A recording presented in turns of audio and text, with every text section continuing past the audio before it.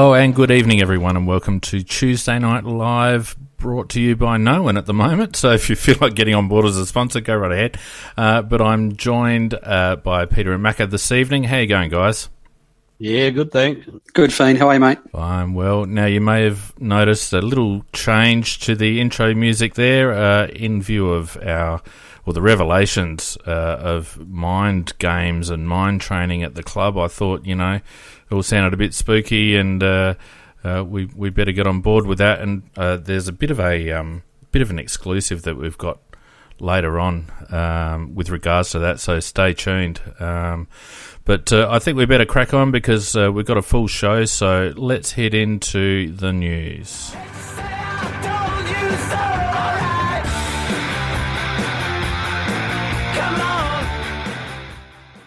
I reckon we better start off with Chelsea Randall. Well, yeah, well done, Chelsea Randall. Not only named in the All-Australian women's team, but captain of it as well. And the only Crow that's managed to make the 23 players that are chosen. In fact, I think that's pretty symbolic of Adelaide's season in the sense that every team but Melbourne has got two or more players in that side, and we've just got the one, which is Chelsea, and she's been head and shoulders above everybody else. Yeah, and she's been a wonderfully consistent performer across both years. Was a little bit overshadowed, I think, with Erin last year, but she certainly, with Erin just having a few games off this year, she was certainly able to step up and take the mantle and be probably our most consistent player again this year. Oh, she plays well every week, and she plays. You can put her in the forward lines, you can put her on the ball, you can put her in the back lines, and she will play well wherever you put her. And the reason for that is she's got genuine skills, genuine footy skills. She's a bona fide footballer. The only one I thought might have been a bit stiff was what's her name? That little bulldog for us that got her face smashed up a couple of times early on. Name escapes me. Not Erin Phillips, the other one. No. Oh, Marinoff? no, I do know who. Eb Marinoff. Yep. Eb Marinoff. Yeah, I thought she might be around the mark. Not quite as good a year as last year. She had a pretty good year, but she would have been still in our better players, but probably not at the All-Australian level. That's how it proved to be. Yeah. Now, in disappointing news, and by God, did I put the mocker on this guy, Brad Crouch has come out and confirmed he's got OP, osteitis pubis. Not good. Well, the part I don't understand about that is why Don Pike kept saying he didn't have it. And the minute that Crouch gets on there, he said he has got it. So, yeah.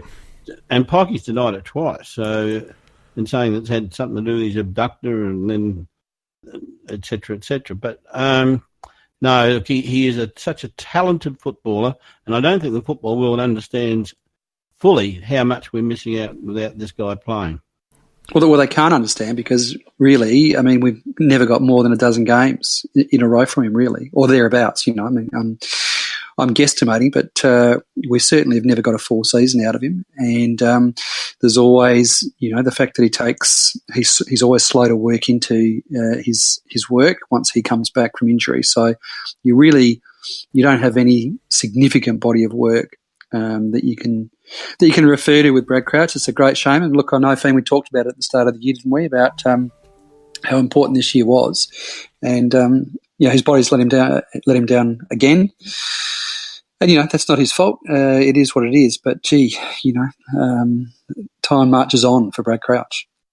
Yeah, it's, if nothing else, I mean, yes, we haven't seen the best of him, but it is just another quality head through that midfield rotation. And, you would have thought that with the addition of Gibbs this year, it might have just been a good thing for Brad just to get some games in with another head in there. But, by God, his career's running out. How old is he now? 46. I don't know. No, he'd probably only be about 24, I reckon, 24, 25. Yeah, it's disappointing. Speaking of disappointing things, the Crows didn't accept my bank account details and decided to pay $10,000 to the AFL tribunal instead. Why in the hell did they challenge Douglas's suspension? Well, you're spot on, mate. And I tweeted a bit about this. I didn't see the game. I'll put my hand up straight away. I was driving through the country, which was a good thing in the end. Before I almost put my fist through the radio halfway through the last quarter. But I have certainly seen the vision, and I've seen the slow-mo vision that Michael Christian acted upon, and I just could not see any way around the fact that this was a suspendable, if that's a word. There was no doubt. A suspendable offence. There was no doubt. You could. Yeah. It was in. I don't know if you've both seen that vision. Yeah, it was on Twitter, but it was super slow-mo, and you could quite clearly see Douglas come in, and the first part of the body that moves for Merritt is the head. Yeah, that's right. We all know the rule. He clipped his head. Yeah. Then he takes no further part in the game. Well, okay, they talk about the fact that it was a precaution because he'd had migraines a couple of weeks before. Well, you take, the old legal maxim is, you take your victim as you find them. And the bottom line is that he took no further part in the game. And so it's it's a game every day of the week. Yeah. And if you want to, all this bullshit about, the bump's gone and all this, well, it hasn't gone. You just can't bump the head. Well, it was a poor decision by Douglas. So Merritt was low. Merritt was low. Douglas was coming in from the front. There was vengeance in his mind from what had happened a few minutes prior. It was poorly done. It was front on. It was reportable. And I thought the Crows actually appealed it on the basis that they wanted him out for 2 or 3, but they were actually trying to get him off. You're a cruel bastard. Yeah. Look, the only comment I'd make about it is that Robbie Gray, Port Adelaide did it with Robbie Gray. There's no chance Robbie Gray in Hill that he could have got off. They did the same thing, and they did that in their opinion, that they were being seen to be standing by their man, and I think the Crows have done the same thing here. In both cases, it was definitely a case of pissing 10,000 down the drain, and was always going to be that. But the only thing I can see it as is the fact is, like Port Adelaide, they wanted to be seen as backing their people. Mm. Look, the only thing left for the Crows to do, obviously, is take it to the Human Rights Commission. It's clearly a case of sexism. It's undoubtedly a case of discrimination. And, European Court of Human... And in fact, let's go to The Hague. Let's just be done with it. Just go to the top. Go to The Hague. Absolutely right. Yeah. Anyway, and now look, more recently in the news, we've had this issue of the collective minds training and some scuttlebutt coming out of none other than Spud Frawley's mouth, which, immediately disintegrates any credibility regarding some leaders of our club maybe not appreciating the pre-season program up there. Well, that's extended a bit now because it's now just in the last hour or so. Twitter's alive with stories that there are a number of senior players reconsidering their future at the Adelaide Football Club. Oh, yes. So it's really it's getting a lot of legs, and I think that I'm not sure. I'm not sure what the strategy is going to be from the AFC in terms of how they deal with this, but I think that there needs to be, some better response than what has been given so far. Well, I mean, Fagan's come out and spoken about it. No, Fagan has come out and spoken. Well, I tried to laugh it off, Macca, and I think when you've got the VFL media getting together and say we've got players in our club who want out as a result of it, I don't think getting up there and just laughing it off as a bit of a joke is enough, to be honest. Well, but the one thing though, who? There's no names, of course, and of course not. And to me, the whole thing is a typical eccentric thing where they love having putting us down, and they love slagging us, and it's usually the same people doing it anyhow. Well, let's have a look. They're talking about the leadership group, an unnamed player in the leadership group. Who have we got in the leadership group at the moment that might want to come back to Victoria, and who's Spud Frawley associated with regards to that particular player, St Kilda? I mean, fucking hell, seriously, it's not hard to join the dots and see that it's a beat-up. Macca, you've been in the corporate world. Pete, you've been in the corporate world. I've been in the corporate world. These leadership programs are lifted straight out of the corporate handbook. They're there to challenge. I don't actually think much of them. I've never been a big fan of leading teams. I've been through stuff like that myself. I would have been through about bloody 10 of them, and I can tell you now, every one of them is a crock of shit. Yep. Anyway, but the thing is, And yeah, sorry, I was just going to say I did my own homespun one for work, mate, where I had to roll out of a C-130 at about 4 o'clock in the middle of the night, and with a few cracks going off, and take cover behind a big steel container. But that seemed a little bit realistic at the time, I have to say. Yeah, but I can imagine. I can imagine. I digress. Very, very, very brave of you, I thought. Yeah. But listen, there's I'm springing this on you guys because CrowCast have a bit of an exclusive around this story. We were privileged enough to have Tex Walker, the captain of the Adelaide Crows, mic'd up during the grand final last season. And we were going to keep it on ice for a while, but we're actually going to trot it out because it's very topical with regards to this particular story. So sit back for a moment, guys, and we'll just listen to the audio here.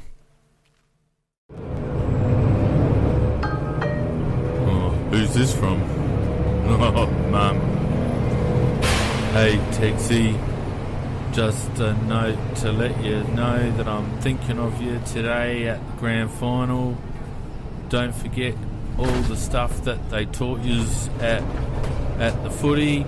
And good luck and play good. Love you, Mum. Oh, she's a good sort. Thanks, Mum. Oh shit, I forgot my freaking crystals. Mum's gonna kill me. Hey, Slody, you got any of them crystals?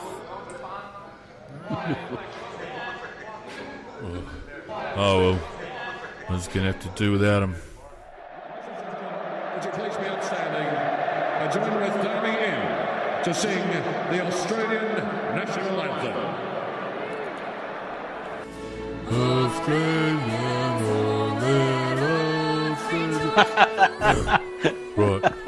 Right, throat's good, that second chakra good. Chest out, yeah, that's me third chakra, power, think power, third chakra. Oh, shit, no, don't need that chakra, no, oh, there we go, it's all good. Sauce, get on the wing, mate. Sauce, Rory, move across. Crouchy, remember the feng shui, mate. Get over there. Jesus Christ, don't they remember anything? Feng shui was my favourite. Fellas, we're right in this. It's half-time and we're right in it. We can't drop away. Just remember the secret. Remember, it's all about wishing. If we wish hard enough, we will win. Don't do wish. Now get out there and wish. Here we go, boys. Third quarter, premiership quarter. Oh, shit, I forgot to meditate this morning. Oh, shit. All right. I'll do it now.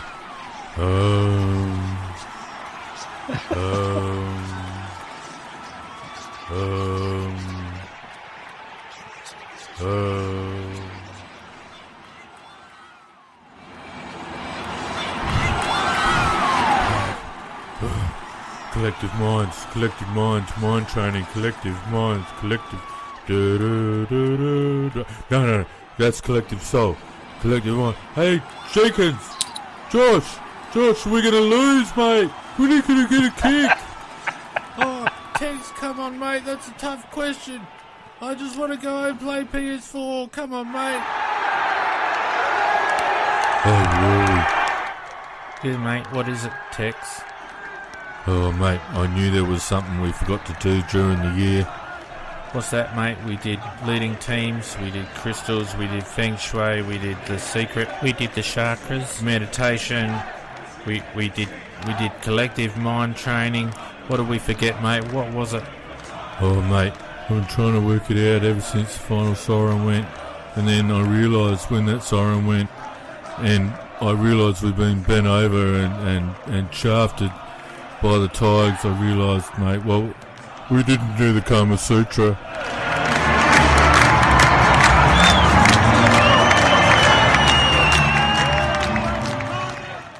Well, I don't know about you guys, but that's pretty revealing. It just shows that their comprehensive mindfulness training just didn't cover all the bases. And just on behalf of all the listeners and the gang here, I really want to thank the Adelaide Football Club for giving us that access. Like it's incredible. It's incredible to get that kind of access, and for them to have done that, it's a big deal. And so we give our thanks to the club and also to the captain Taylor Walker. Yeah, and we're hoping to get more of that access during the year, and it'll be quite revealing, I think. Very well, I think once they hear how well it comes over, I think they'll be dead keen to help out. Yeah. So much for the player interviews we were going to get this season. Gone ski. But look, in all seriousness, I think clubs take this shit a bit far, don't you? I do. I agree with you.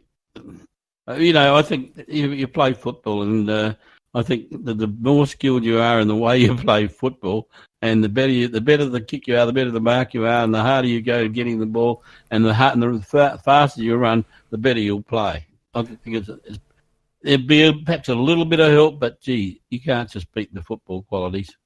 I mean, it was interesting I don't know whether either of you have actually seen the promo on the Collective Minds website, but the Adelaide Crows have actually done a bit of a promo for them, and some of the testimonials from some of the players are interesting. Daniel Talia comes out and says that he was very negative, and played the game in his head before the game, and had a very negative mindset.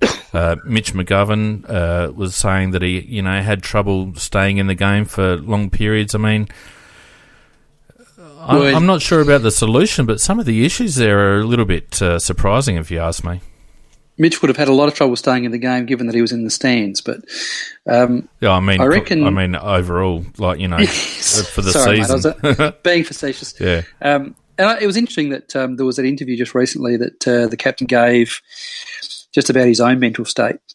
So the players have certainly looked at that as an emphasis in terms of analysing what went wrong on the day. And so he certainly dug deep into his own mental state. It was I don't know if you saw it. It was quite an interesting interview and a revealing interview. I can't remember. It wasn't a mainstream media outlet that had the story either.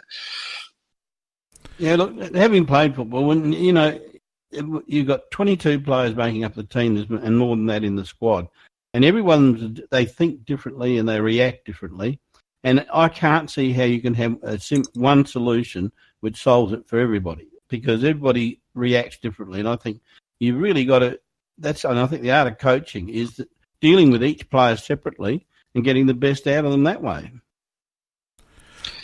Yeah, I'm not sure at the end of the day how much it actually helps you get hold of the pill and put it on the next guy's tit. So that's my concern. That's what I'd like to see happening.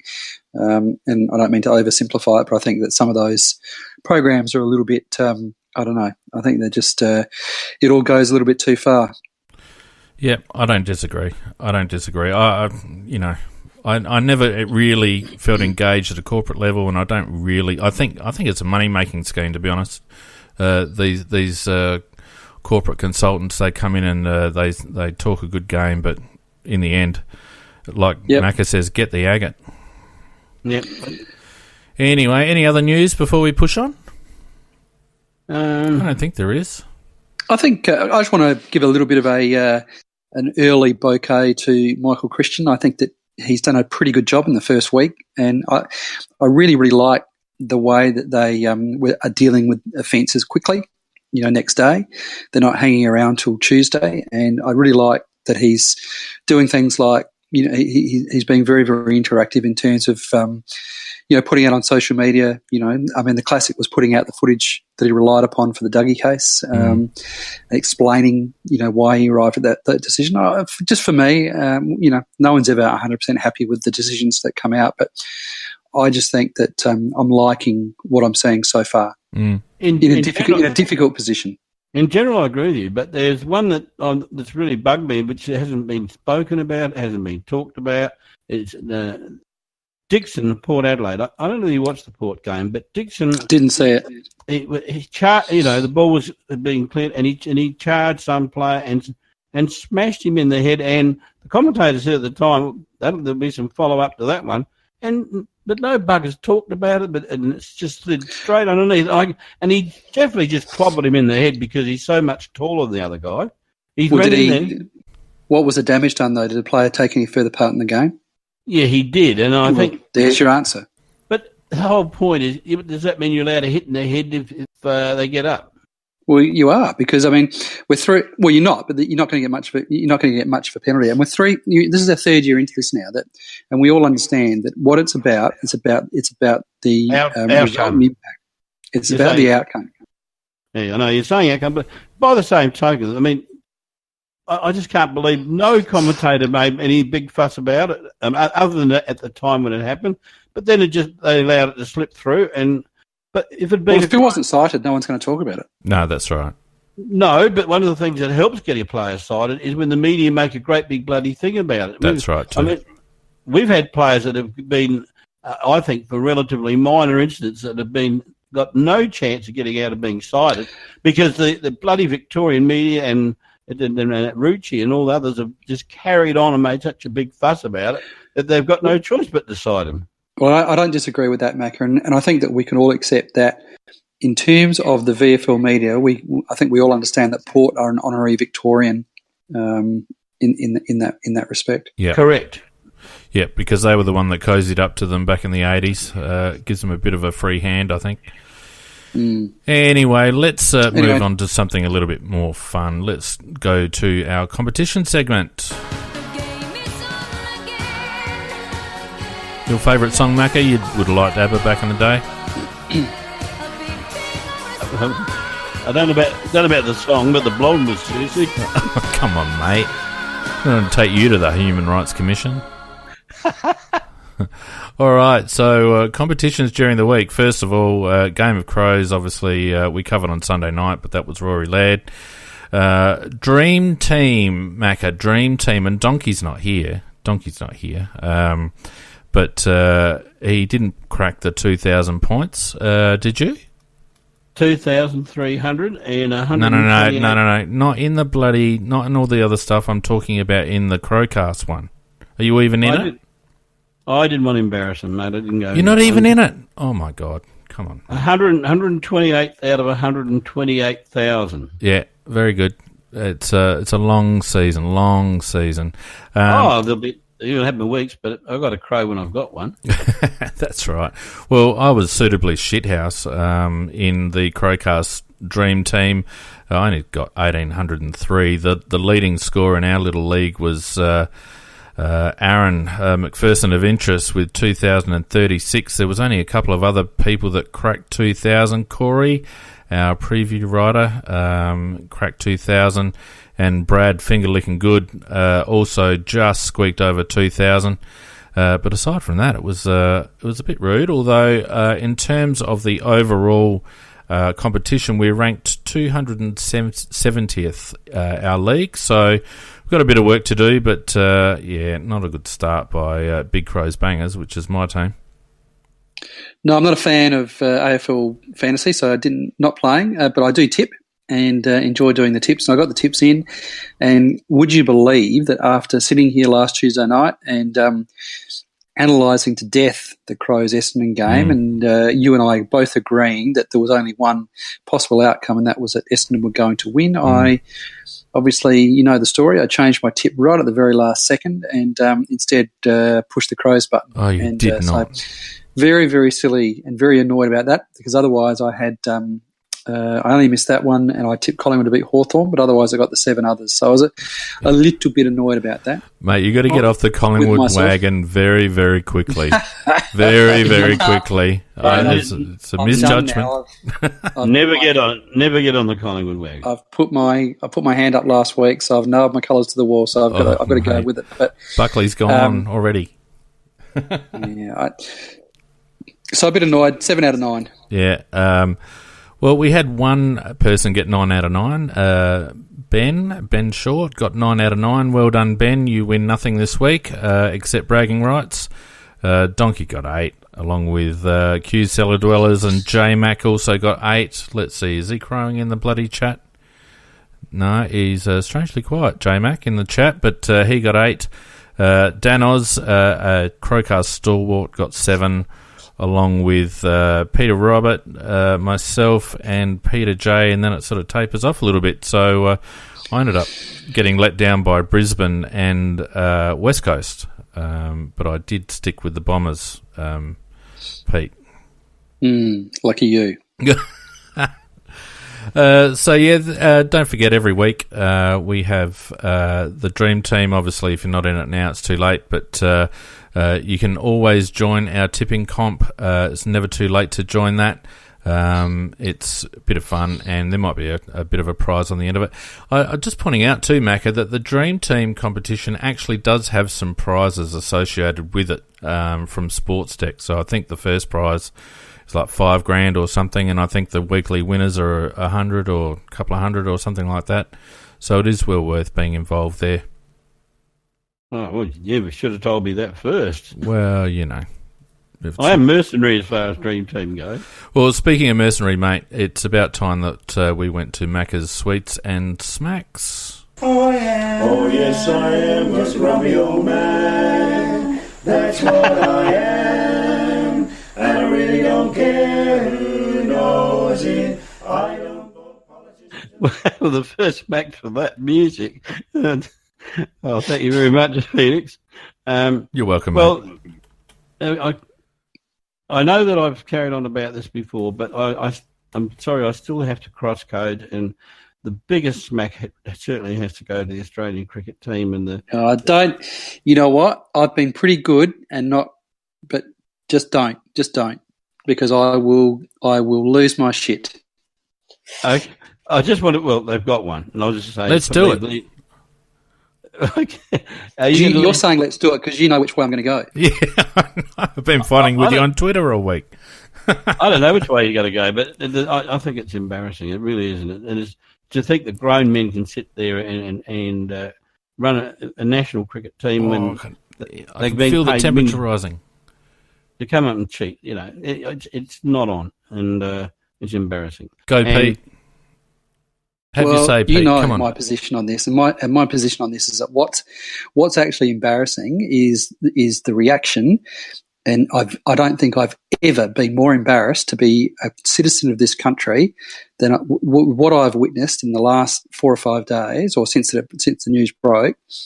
The absolute social media and media pile-on that has been on the Australian cricket team, and there's quite obviously an agenda there that people, you know, just really, really enjoy hating this side. Well, they're very hateable, mate. The vitriol, and the vile abuse and the rubbish that's been written is, you know, it is embarrassing, and it is completely and utterly disproportionate with the act that was committed, and it's an absolute unmitigated disgrace. Now, I won't disagree with you on that. Actually, we agree on that. I think that the reaction by the press and the comments being made by certain people are way beyond the offence, because this offence has been committed by many, many other cricketers, including South Africans, Pommies. You know, I've seen them. I remember them in the days of the West Indies when you could see them scarring the balls when they were bowling with it. And so it's been that what going on for years. Does not make it right. No, it doesn't. But what makes this one really bad is, and I wish Smith had just shut up and just lied and said that, they should have just put Bancroft up and put him up as the bloody scapegoat and let him take it. But by doing what he's done, being honest, and I think honesty is not always the best policy. What he's done, he has caused a lot of angst, and he's given these people who are pouring the vitriol on the Australian team, he's given the opportunity to do that. It's inflamed the outrage industry, and it's the outrage industry, and I know it is because I see articles written like that with headlines like the problem with the Australian cricket team is toxic masculinity. There's a good one for you, toxic masculinity, or then there's the other one about male privilege. So, you know, the feminists are on it. The feminists are all over it. Don't worry about that. Yeah, I've fought with them about that. The vegans will be on it soon, and it'll be the toxic meat eating Australian cricketers, it is all about the fact that, that they are, successful males from a developed country. Can I put it like that? That's what it's all about. And they are the most targetable people on the face of the planet at the moment. Well, I'll just give you a different. I don't disagree with your argument about the disproportionate reactions. But what I will say is that they've brought this reaction on themselves, Pete, because since this team, the nucleus of this team and the leadership group has been together, they've been sanctimonious in their outrage when something goes against them. They've been chirpy to the point of pushing the boundaries of the spirit of the game, and they're not. Steve Smith is not like, say, a Steve Waugh. Steve Waugh was as hard as nails and would do anything to win, but you could get behind Steve Waugh. I find Steve Smith a difficult captain and Dave Warner a difficult vice-captain to get behind, just the same as I found Michael Clark a difficult captain to get behind, simply because of their persona in public and the way that they carried themselves on the field. And I think that has thrown some diesel on this particular fire. But that said, there's some the fallout from it and the reactions by Steve Smith and the way Steve Smith has handled himself following that thing by throwing Bancroft under the bus a little bit at the presser and not really reading the tea leaves on this particular issue. I think it does actually throw up some questions about his leadership. But why would he? Let me put this to you. Why would he read the tea leaves in any other way than what he did at the time? Because every cricket-playing nation signs up to the ICC rules and the penalties prescribed therein. And so when he's risk managing his options, he's thinking, well, this is an offence that obviously everybody does. This is an offence that, I look at Faf du Plessis and he got, 50% of his match fee, and then 100% of his match fee for his second offence. I look back and I think, well, probably the worst I'm going to, if I get caught here, then the worst that's going to happen is I'm going to get a game. No biggie. And that is the environment that the ICC and the countries that sign up for it have created. Right? That's what they've created. They're the rules. Yep. They're the penalties. And so when he's risk managing this, and then he goes to a press conference and he acts as blithely as he did, it's because from all that he understands and the context that he's acted in is the rules that that Australia have signed up to follow. Yeah, well, and that is that he gets one game. Yeah, but that's not worst. That's not the tea leaves that he needed to be reading. And the Faf du Plessis instance was a classic where he should have been able to see the response to du Plessis' actions from the local media and from the local supporters, because it's not so much. I mean, the ICC have still, been fairly consistent in terms of the penalty, but it's the outrage from the general public that Steve Smith has underestimated. But that's the outrage industry thing. That's the outrage industry. It might be, Pete, but it's the outrage industry also fed by people like me and Macca, who I've got no time for the Australian team because I don't like the way they play the game. I've played cricket. Yep. I've chirped on a cricket field. I've bowled bouncers at someone to bloody unsettle them or to piss them off or whatever. But the simple fact is that over a consistently long period of time, this Australian team has really ridden the line between sportsmanlike and unsportsmanlike behaviour, and it makes it difficult to support a team. So when something like this happens, it's very, very easy to jump off because we're only 1 foot on in the first place. Mm. Well, the other thing too, I cark back to the fact that the naivety of Steve Smith. Pete, you outlined what you thought he would think, but that's naive to think that way. I mean, so if he'd have been any shrewd person, he would have realised the fact that he and Warner aren't that bloody popular for a start, and the fact that the whole world in cricket is waiting for an opportunity to slag them and to get them, and he's just provided it. And if he'd been smart enough, he would have said, "Look, Bancroft's a young lad. He's done this deed. he needs to learn what you can and can't do, and he's got to take his punishment, but he'll learn from this and he'll move on. That's what he should have said. Mm. I mean, the simple fact is, Pete, it's the after lunch session of a vital test match, and we've clearly decided that we can't get them out, so we have to try and get the ball to reverse. Now, I'm fully aware that every bloody team does it, and this is where cricket in general really needs to have a look at this. And I think there's two things that need to happen. First of all, they have to start handing out some meaningful penalties if they're serious. But second of all, do you reckon it's time they actually looked at the ball? Because clearly people want results, and there's some balls that just don't move.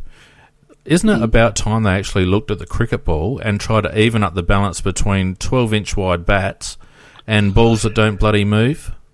Yeah, I think that's a very valid point. Anyway. Very valid point. All right, better move on. We'll call time on that. What else you got there, Maccas? Well, I was struggling for a sweet, and I suppose it was sweet to me anyhow, sour to him, but you have sweet and sour lollies, and the fact that Beveridge copped a heap of shit and their Bulldogs went absolutely lousy, that made me very happy, so that's probably a bit of a sweet. And my second sweet was I had a very nice tea tonight, chicken and veg. That's about all I could come up with. That's all? We give you your own bloody segment. We dedicate time to you, and that's all you can come up with. Well, to be fair, we ripped your segment away. I caused enough chaos with the smack, and I think with the sweet we'd better wind it up. Well, anyway, Mako, I don't have any. Do you have any others, Pete? No. I gave my sweet earlier on. I think Michael Christian's doing an excellent job. You did give one. Yep. And we have also already paid homage to Chelsea Randall. I think she deserves a big sweet. Yep, I was going to give her one, and I unfortunately blew it a little bit early when I praised her up. But yeah, we'll throw her in for a sweet as well. Sounds good. Anyway, without further ado, let's have a look at the game coming up against our nemesis, the reigning premiers. Well.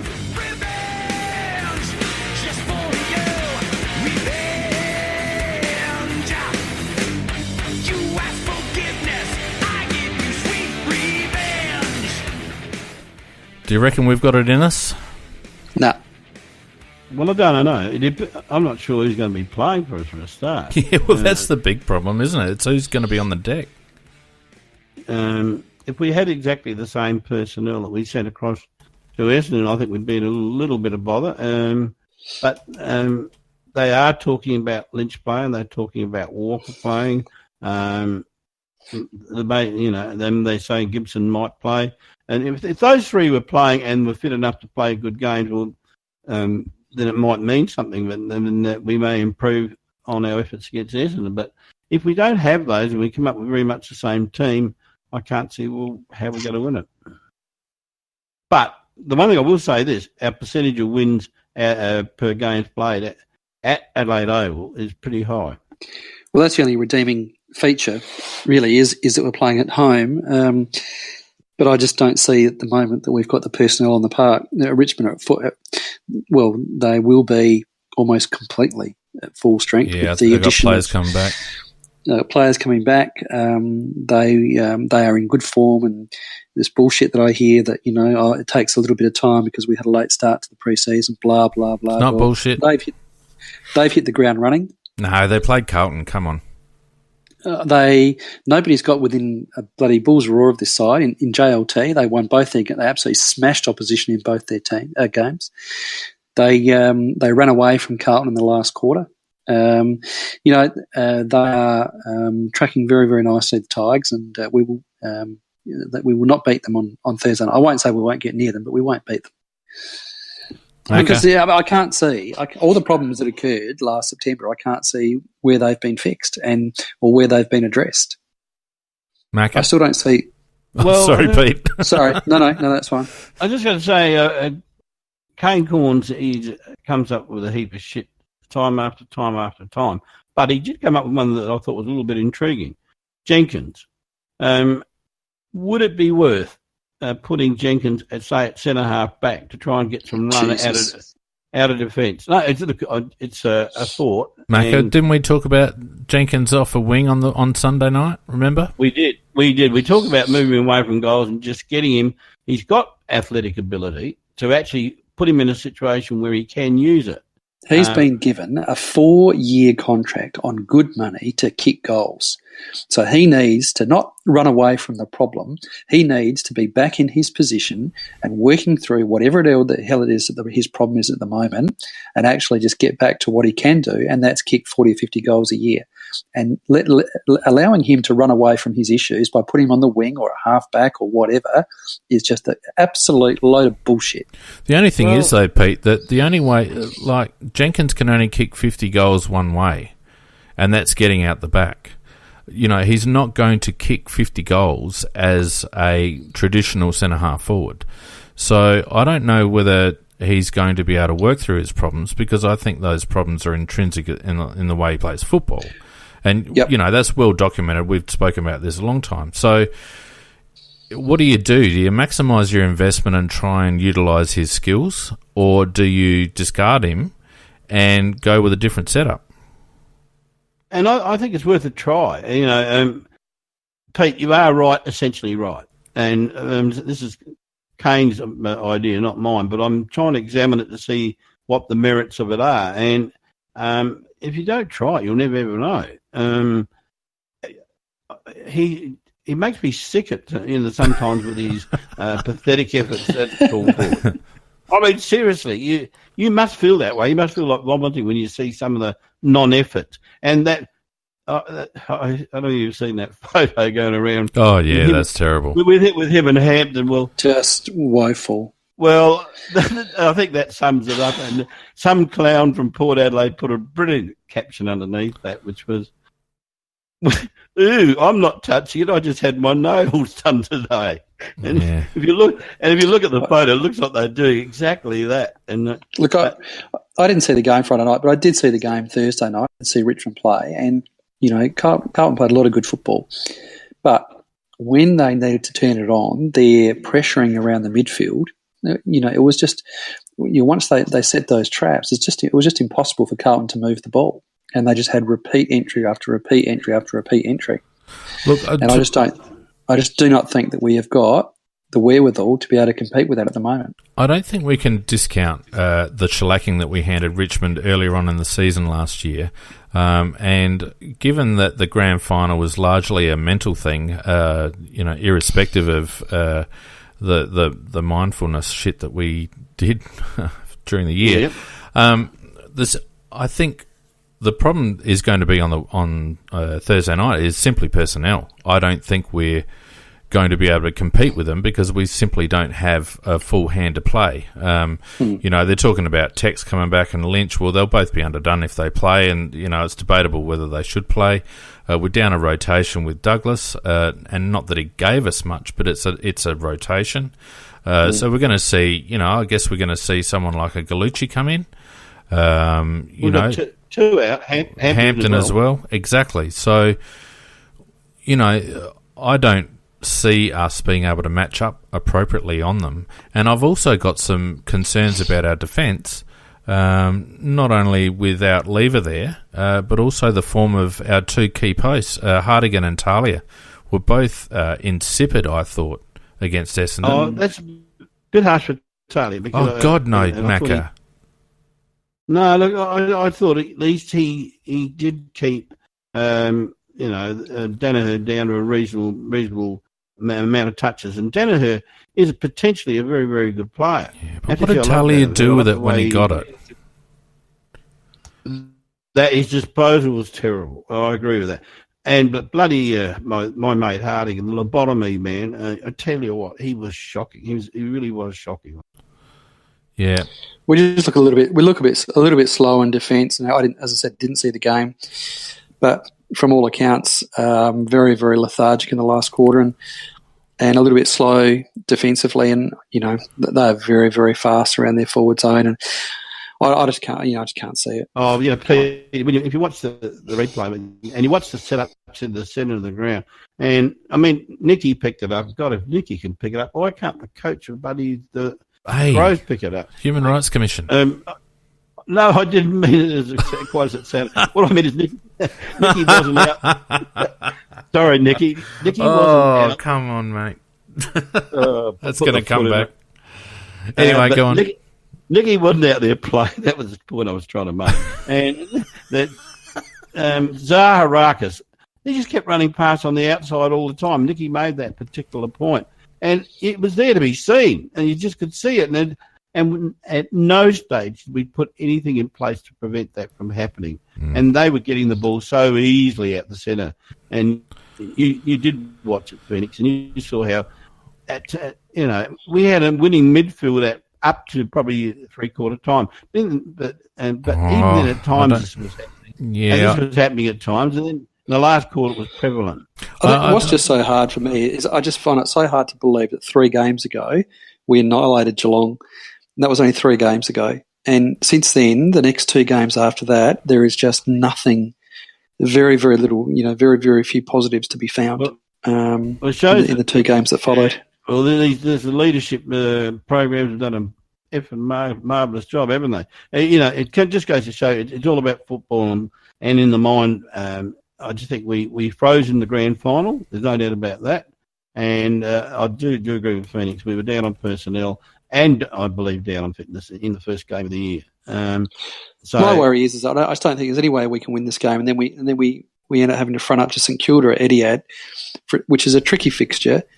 To save a love 3 start to the year, and your season's really on the line at that point. Well, I disagree. We can win the game if we put out 22 players who forget all the mental bullshit and just get in there and work their guts out to get the football. We can win the game. But the whole point is, if we look at the individual performances of some of our players last week, they were pretty soft.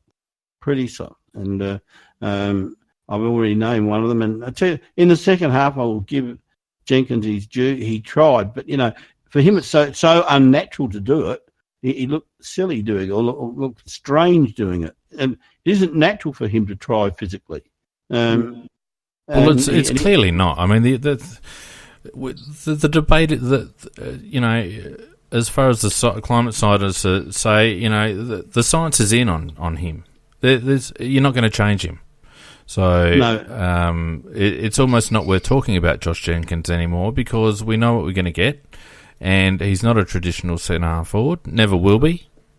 And teams have worked out to keep a sweeper behind him so that he can't get cheapies, and he's going to have to find out a different way to play, or we're going to have to play him a different way, or else he's next to useless for us because he won't be able to adapt his game. Switching players for a sec, how was Tom Duday? I didn't see the game, but I see he got 21 possessions and 5 or 6 marks. He was very nervous in the first quarter, and but I got to say this: the kid developed as the game went on, and I thought he was one of our better players. He was definitely in our best 6 to 7 players, and he's going to be a good player long term. He's got a lot of learning still to do, but once he got over his nervousness in the first quarter. I just thought he played a good game. Don't you agree, Phoenix? Yep, I do. What we do lack, though, Pete, is bounce off halfback. Remember last year, the rebound we were getting off halfback. We discussed it on Sunday. The personnel just isn't there anymore. We don't have the Brodie Smith. Seaman did a good job, but he was playing a little bit further up the ground. Tom was a little bit cautious with his disposal, and hopefully he becomes a little bit more aggressive because we need him to be able to cut through team zones as we're making transition. And as we rightly predicted, our transition was bog slow for most of the game. It wasn't just the rebound off halfback; it was also the lack of leg speed through the middle. We looked very one-paced. No one was able to break free. No one was able to break a tackle. We are a very one-paced midfield. We lack speed. And again, I've got to ask the question, at what point would you give Eddie Betts a run through the middle? He was stuck up forward doing nothing all night. Why wasn't he given a run through the middle or running off half-back, Macca? Yeah, I know. Very strange. I think he did have one little couple of minutes, but that was about it for the whole game. It certainly should have been used a lot more than he was. But you're right. We've got some very, very one-pace midfield that we've got, and we did miss Charlie Cameron. I watched the Brisbane game, and Charlie ran around. He ran right there at times. He played very, very well, and we do miss him. We do miss that pace, and the young bloke that took his role, it was just a little bit. I think it was just a little bit too much for him. First up, to be able to perform at it. I think he was slightly below par. I don't know what you thought, Phoenix. Yeah, probably. I don't think it's doom and gloom. I don't think it's doom and gloom for the team, but I think losing Gibson in the bloody captain's run was shit. Missing our link-up man, Tommy Lynch, was shit. Oh, big miss, yeah. If you look at our injury list at the moment, you've got Tex, Tommy Lynch, Alex Keith would have been handy because he does provide a little bit of dynamism. I don't know. He's quite dynamic off halfback. Just say dynamic. Gibson, well, we're not quite sure what he's going to bring. Curtly Hampton was useless. Riley Knight, needs to be in the team and playing well. Bradley Crouch, the Brody Smith, obviously. So, and really of those players, Walker's probably likely. I would suggest that Tommy Lynch is unlikely. So, you've got the prospect of Alex Rance running right across half-back and getting his 30 touches because no one's going to match up on him. And I just don't see where we're going to get our goals from. They've got too much quality at the moment. They really do. And you can rattle off the names. They've just got too much. Well, I think they've got Hooley coming back. They've got Prestia. Is Prestia coming back this week? Yep, supposedly.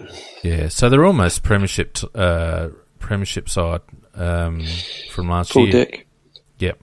So it's going to be difficult, and the home deck is going to give us a bit of an edge. But I think once you've won a premiership, home ground advantage, it doesn't seem as scary anymore because you've already climbed the mountain. So I think we might actually get towed up. You're probably right, but I still insist that if we actually can get 22 players that actually live and die to get the football and really give it their 100% best all day in no mental softness at all, then I believe we could win the game. Do we have the squad for that, Macca? Teams can win even if they're slightly down on personnel by sheer effort. And or I'm suggesting, do we have the squad to provide that level of mental toughness? I don't know. You're not talking about ability. You're not talking about ability. No. I'm talking about mental toughness. Well, history's saying no. On certainly on the last couple of occasions we're talking about, no, definitely not. That's unfortunately, but I think it's our coach's job to get that out of them. That's what they've paid for. Yeah. Unfortunately, and look, we've talked about this ad infinitum, Fien, and I know that we both agree on this furiously, but for both you and I, there are some make-up issues, some mental make-up issues in that squad, and it has been proven time and again that they go missing. And when it's, and I know that he annoys the hell out of us, but Dermot Brereton, he was spot on. When it's not on their terms, they just go missing. Yeah. I don't. And it's been proven over the last 4 or 5 years this has gone on. Dermot's got a good footy brain and he talks a lot of shit, but he also sometimes comes out with some wisdom, and I think that's one of those. We have gone missing every time. You can count on one or two fingers the amount of times we've actually pulled a game out where we shouldn't have won. Yep. Well, yeah, that's actually true, and that's the sad part of that. Look, I think we will get beaten, but I hope that we just have one of those games where they do play like men possess. I mean, Atkins, for example. Sorry, Pete. I know he was. I know whether he still is. He was one of your men, but geez, he was embarrassing again. He is as soft as butter. What's your read on Rat, Pete? Because you are a Rat for him. What's I was your a Rat take? for him. I was a Rat for him years and years ago. My push at that time was that I thought he was an AFL player. When not many did. So I always feel like I got a point there.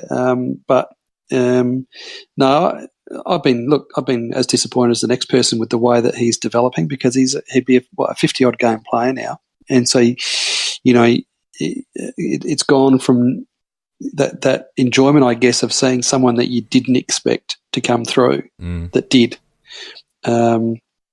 You get a lot of enjoyment out of that in the first probably 10 or 20 games, because you see little things. You think, once he gets to 60, 70, 80 games, he's going to be this, he's going to be that and the other. Well, he's just, to my way of thinking, he's just now, getting to that point where you worry whether that really is in his makeup to kick on and to improve his game with experience, or whether this is what he is. That's what Phoenix was coming at, really, when he said we've got players like that. And look, he's got talent to burn. He's a very, very talented footballer. And if we could only just add the appropriate amount of aggression, that at least a reasonable amount of aggression that a footballer has, he'd be a very, very good attribute to the team. Honestly, it's not even the aggression issue that bothers me about Rat. The thing that bothers me about him is his capacity to stay in the game, and to stay in the game on a consistent basis, and not have one week where he gets 24 possessions, 14 of which are in one quarter. It's his capacity to make an even contribution over 4 quarters, game in, game out. Yeah. And that's the bar that you need to reach, particularly when you're playing in and around the midfield. Yeah. And that's what he's not able to do. He's turning in too many 12, 13, 14 possession games, which if you're in the midfield, you cannot have that. That's right, Pete. And, he's a 58-game player, and first game of a new season after having lost the grand final last year. You'd think an outside player on a fast deck at Etihad with a quick game, he'd be in his element, and yet he was 6 possessions down on his career average, which includes his, early games. His output was down in pretty much every statistic on his career average. And the thing about Atkins, and I think the thing about a lot of our players, and we highlighted this much to Nicky's chagrin with regards to David McKay, there are moments in games where you've just got to stand up. And unfortunately, we have too many players, in my view, that when those moments arrive, they don't stand up. And Rory Atkins is one of those. Yeah, dead set. Yep, agree. All right, well, that's all a bit doom and gloom, really, isn't it? It is gloomy. Sorry, guys, who are listening. It doesn't mean to say that the season over or anything like that. No, but we've got a tricky fixture. Against St Kilda away, we'll be fine. We should be fine. Collingwood at home, and then we've got Sydney away. You could end up, but if you're not careful, you're 1-4, and you're really struggling. Yeah, I predicted 2 and 3, and I think 2 and 3 would be almost okay. We will be. I'd be happy with that. I'd be very happy with 2 and 3. That's my opinion. Will be 2 and 3. Yeah, Saints and Collingwood. I watched St Kilda play, and while I think it was a very, very enjoyable game to watch, but there was you just knew you weren't watching 2 quality sides. You were watching 2 entertaining sides the way they played the game, but they're not quality sides. So I think even with players out, we should be able to beat St Kilda if we have the right attitude to the game. And Collingwood, by God, if we don't beat Collingwood, we might as well give up. All right, well, let's stay on round 2. Let's go. Obviously, is anyone tipping Adelaide this week out of you guys? No, I'm not. So it's 3 Richmonds. Let's go around the grounds. We've got North and St Kilda on Friday night. That should be a bloody snooze fest. St Kilda for me. St Kilda will win it. North are going to win too many. I thought they were terrible. Yeah, shocking. Carlton and Gold Coast at Etihad will be an interesting game on Saturday afternoon. I reckon Blues for me. 2 improvers, but I'll go for the Blues. Yep. Blues for me. How much? Has Patrick Cripps grown again? Isn't he? He's 194 centimetres or something. It's unbelievable. Crazy. And a very good player. Oh, yeah. But I just thought he might have just dropped a yard of pace. He seems to have put on bulk and dropped a yard of pace. He's almost a key position player. Well, he's a very solid key position player. Yeah, interesting. But he's very hard to beat for the ball. Yeah. Saturday twilight, we've got a couple of games. We've got Collingwood versus GWS at the G. The only thing in Collingwood's favour is the venue, but I reckon GWS and a canter. I'll say murder at the G by GWS. Yep. Freo's first crack at Optus Stadium in Perth on Saturday evening against the Bombers. Fremantle looked pretty insipid to me against Port, but it is at home. But I reckon the Bombers might just squeak over that one. Yeah, I'll stick with the home side there. The Dockers for me. Right. I'll tell you, Fife. I think Fife might lift at home. Ebert did a magnificent job of shutting him out in the game here. Yeah. And he's their main man. And I just think on their new oval and at home, I'm with Pete. I think they might lift, and they actually might get a win here. It was a really good spot by you, Macca, on Sunday, because you picked Ebert out when a lot of people hadn't. And I looked at the Coaches Association votes, and both coaches gave Brad Ebert 8 points. So clearly, Hinkley was pleased with the role that Ebert played, and obviously Rossi Lyon recognised that Ebert did a pretty good job. So good spot by you there, mate. And just on the coach... Sorry, go on. Two-way running. He did two-way running. Just on the Coaches Association votes, Matty Crouch gets 455 possessions, doesn't get in the votes. Well, that tells you something about... Yeah, it does, doesn't it? Both the Crouch boys get a lot of possessions, and that doesn't always tell the story. I'll leave it at that. Although I agree with you. He did use the ball well, though. Yeah, sometimes. He doesn't hurt, though, Macca. He doesn't hurt. No, neither of them hurt teams. Neither of them really hurt teams. Anyway, that's for another day. Another day, yep. We got, Brisbane and Melbourne at the Gabba on Saturday evening. Interesting game. I thought Brisbane were all right for a while there against St Kilda. That's going to be my upset, probably because I'm death riding Melbourne, but I'm going to go the Lions. Oh, look, I'm going to follow you, Pete. Yeah, Lions for me too up there. The Bulldogs versus West Coast at Etihad. Interesting game. Well, Bulldogs aren't good enough to win anything, and West Coast don't travel. They don't win when they go away. I don't know. Bulldogs will fight back from that. That was a bad loss. They'll fight back. I thought they might call the game off, but anyhow, I'll go the Bulldogs. Yeah, I think the Bulldogs too. West Coast look disappointing. Sydney and Port should be a cracker at the SCG. Both teams in a bit of form. Sydney, I reckon, will get over on this one. Swannies for me. Yeah, Swan. They don't lose too many up there. And probably a good indicator of where Hawthorn are at in the whole scheme of things, coming up against Geelong on Monday afternoon at the MCG. Should be a cracker. The Cats there. I think the Pussycats will do that. Dangerfield back. It'll be interesting to see if Chris Scott lets Tommy Mitchell get another 54 possessions. I highly doubt it. I highly doubt it. Anyway, we're pushing on for time, so let's get into Game of Crows.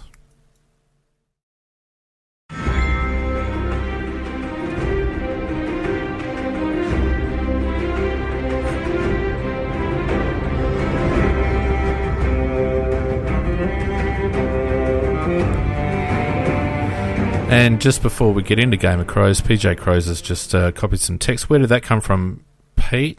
PJ? I reckon it's come from Twitter maybe, but quote, player divisions have emerged at the Adelaide Football Club after Captain Taylor Walker sent an angry group text message to his teammates on Monday night demanding to know who leaked information about the pre-season camp. This is one I was telling about. This was the one I was telling you about, that it's now been doing the rounds like this evening, is that there's player divisions, people want to leave, there's people that are reevaluating their positions at the club, blah, blah, blah. Yeah. So, anyway. Club's got to come out and do they got to bang it on the head. Game of Crows, as I mentioned last week, was an easy start. It was Marks and Rory Laird cleaned up. We're going to make it a little bit more difficult this week. And you'll notice that the way I mark the scores might be a little bit different to how Scorpus used to do it. Whoever is in front gets 3 points. If there are 2 or 3 players, they on an even number, everyone who's picked those players gets the points. So gives everyone an opportunity to bounce up and down the ladder a bit. And of course, you've got to predict selections, so you don't have the benefit of Thursday night selections that you did last year. This year, I'm going to go for disposal efficiency. gentlemen, a little bit more challenging. I'm going to quickly, this is going to be my last contribution because I do have to bail, mate. Yep. And thanks everyone for listening as always. I'm going to go for Tom Dede. He tends to just handball a little bit more than he kicks just at this point of his career, and that will normally hit a target. So I'm going to go for Tom Dede. I'm grabbing Laird. He usually runs in around about the 90%, so that's good enough for me. Lairdy, all right. I'm going to go for... I'm going to go for Jake Kelly, I reckon. Well, he has a good average. Yeah, not a bad average as well. So that's it for me. Don't forget, Game of Crows is a Twitter competition largely, although you can submit on other platforms. But if you tweet us with the hashtag Game of Crows, that'll get my attention. You can drop your selection in on Facebook as well. And if you're a Big Footy Forum member, you can drop your selection into the CrowCast thread. And the scores, the leaderboard and the scores I put up on the AFLCrowcast.com website. So if you go to our website and click on competitions and Game of Crows, you'll see not only your selections but also where you sit on the leaderboard at the moment. And that's the same for our Dream Team and also our tipping competition. So if you're looking for our tipping competition and you're looking for the league code, head on over to AFLCrowcast.com, click on competitions, and you'll see the code there for our tipping competition. There's plenty of time to get amongst that. Peter's gone, and Mako, I reckon it's time for us to go too, mate. Any last thoughts? No, I think it was just about summed up everything around the world. Yeah. So I think that just about does it. I reckon we've smashed it out, mate. Thanks very much for joining us, everyone. It's been a lovely discussion again, and we will see everyone after the round on... Well, except for the Monday game, we'll see everyone on Sunday evening for the Sunday wrap. Thanks, Mako. Yeah. Thanks, Pete. Thanks, everyone. We'll see you later on. See you, boys.